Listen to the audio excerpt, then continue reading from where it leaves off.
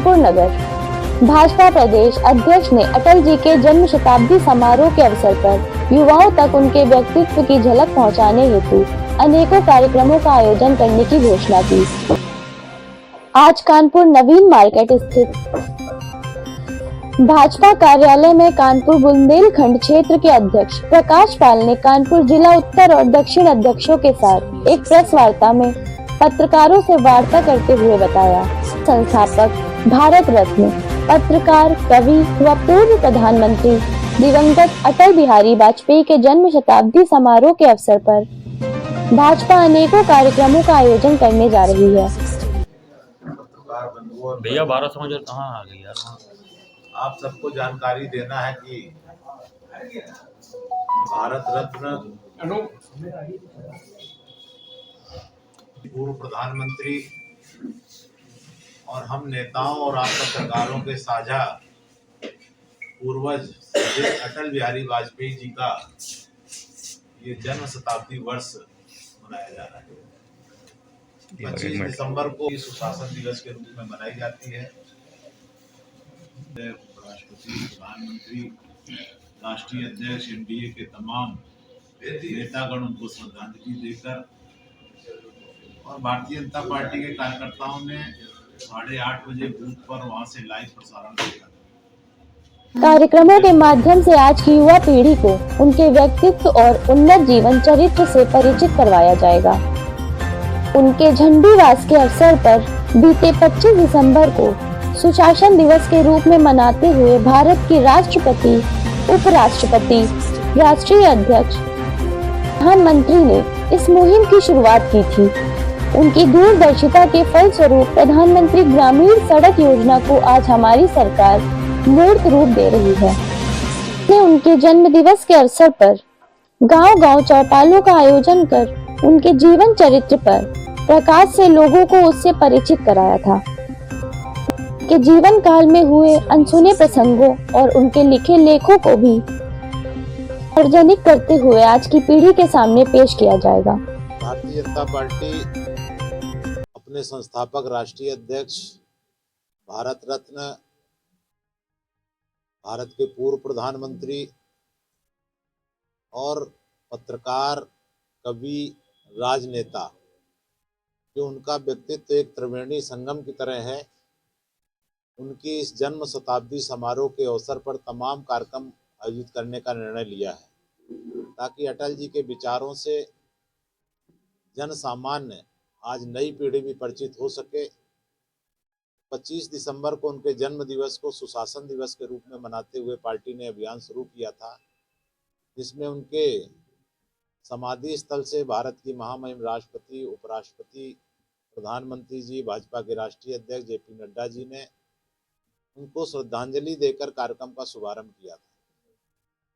और उनके अटल जी से स्मृतियों से जुड़ी हुई सभी जिलों में प्रदर्शनी लगाई गई थी। अटल जी से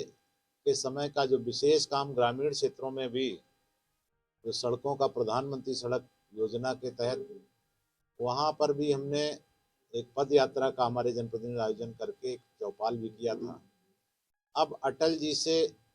जुड़े हुए जो विशेष प्रसंग हैं, जिन महानुभावों ने अटल जी के साथ काम किया है, ऐसे अटल के साथियों का सम्मान करना, उनके साथ कोई अगर छाया चित्र है, कोई उनके साथ ऑटोग्राफ है या कोई उन्होंने लेख लिखा है, ऐसे जिनके साथ भी कुछ अटल जी से जुड़े हुए प्रसंग हैं, कुछ बात उनसे ऐसी हुई है जिसका वो उल्लेख कर सकते हैं, तो 31 जनवरी तक भारतीय जनता पार्टी उन सब से संपर्क करके अटल जी से जुड़ी हुई स्मृतियों का संकलन करेगी। साथ ही जो अटल जी के साथी रहे उनका सम्मान करेगी। 31 जनवरी तक संपर्क होने के बाद उनका डिजिटलीकरण करके फिर 15 फरवरी से 15 मार्च के मध्य अटल विरासत सम्मेलन हर जिले में आयोजित होगा। उसमें उन महानुभावों का भी सम्मान किया जाएगा, उनके अनुभव कथन भी लोगों के सामने आएंगे। साथ में प्रबुद्ध जन, अटल जी के चाहने वालों को बुलाकर वो डिजिटल जितने भी अटल जी से जुड़े प्रसंग रहेंगे उनका प्रदर्शन भी किया जाएगा और एकत्र करके जिलों जिलों से प्रदेश को भेजा जाएगा। प्रदेश के बाद वो राष्ट्रीय स्तर पर अटल जी की एक विरासत और धरोहर के रूप में पूरे देश भर से एकत्रीकरण करने का अभियान है। तो ये हमारा भी 15 मार्च तक के इस तरह से कार्यक्रम है।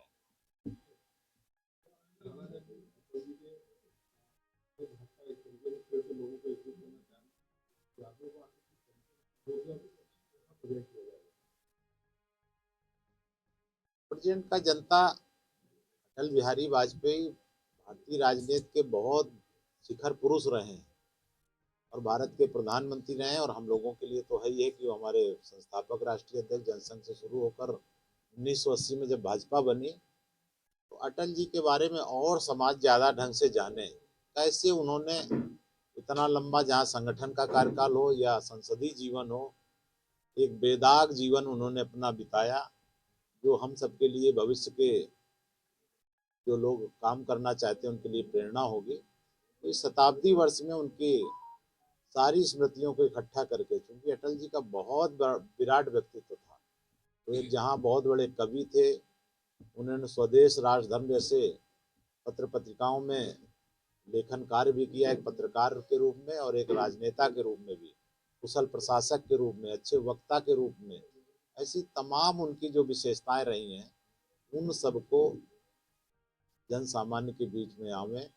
और मुझे लगता है कि जब डिजिटल रूप से एक सामूहिक रूप से संग्रह होगा, कुछ हमारे पास होगा, कुछ आप लोगों के पास होगा, तो वो सब जब एक प्लेटफार्म पर आ जाएगा, तो मुझे लगता है कि ये बहुत बड़ी उपलब्धि होगी और आगे आने वाली पीढ़ियों के लिए एक मार्गदर्शन के लिए एक बहुत बड़ा